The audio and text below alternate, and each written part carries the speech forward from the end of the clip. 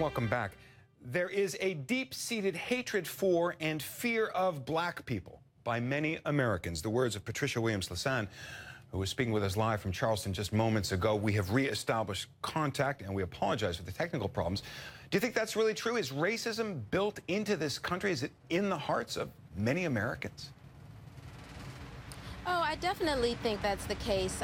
We see it playing out in the narratives that we see in the media, the way that our president is described and stereotyped and caricatured, the way that black children are considered thugs, and when their white counterparts do the same sorts of things, they kind of are said to have had mental illness. Or, I mean, there's definitely a narrative where black people are consistently and historically being, described as violent, savage, wild, and that and this isn't anything new. And I think that we have all these new incidents that come up, and it speaks to that fear and loathing of black people.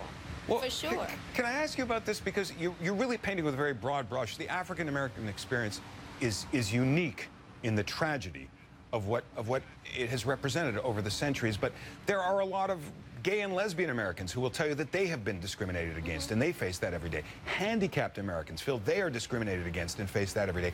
Asian Americans are suing to try and get into colleges who they say are keeping them out because of their race. There are so many groups in this country that have really big and important grievances. Is just that the nature of living in a big, complicated society, that there's a lot of injustice built into this for everybody? I think you're oversimplifying it for sure. The experiences of black people is far different from all of the groups that you have described, and I am not trying to diminish anybody's struggle. Let me be clear about that. But let me just say that in terms of disparities in employment and quality education and health, the impact that gentrification has had on black lives, black upward mobility in terms of people not being able to hold on to their homes because of the rising taxes that come along with gentrification. With a place like historic Charleston, of course, there are easements that are put on homes that many African Americans forgive me for jumping. I want to jump in on exactly that thought and exactly what you're saying, which is that Charleston, of course, it's not by accident, it seems, that the killer chose Charleston. And Charleston was, and this is not familiar to many people around the world, it was, in a sense, the capital of the American slave trade. Does all of this resonate more because of the city where you've chosen to make your home?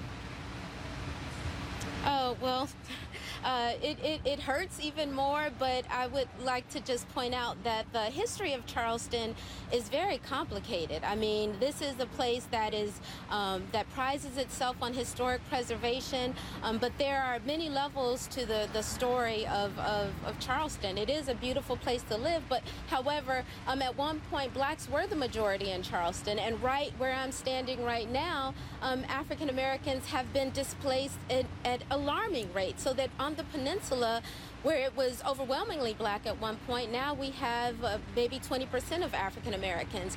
But you will, of course, see African Americans in service jobs on the peninsula. So there's so many levels to this, but the fact that this guy chose Mother Emanuel, a historic church established by free people of color, formerly enslaved Africans who were determined to be self-determined and to have agency. This was the home church of Denmark Vesey, a revolutionary free man who started a slave revolt. Unfortunately, it was cut down.